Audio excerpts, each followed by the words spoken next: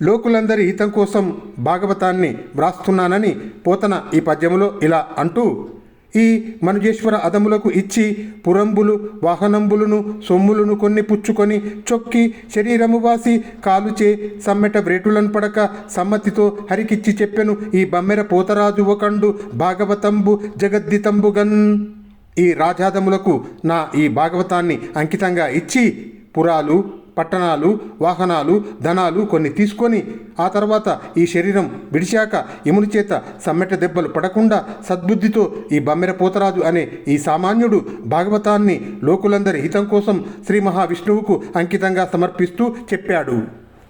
చేతులారంగ శివునిన్ పూజింపండేని నోరు నొవ్వంగ హరికీర్తి నుడువండేని దయయు సత్యంబులోనుగాను తలపండేనిన్ కలుగనేటికిన్ తల్లుల కడుపు చేటు.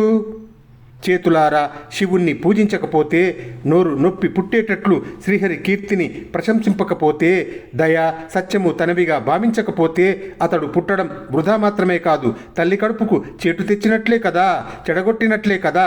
అందుచేతనే నేను మహాభాగవతములో శ్రీ మహావిష్ణువు కీర్తిని పొగుడుతాను, ప్రశంసిస్తాను.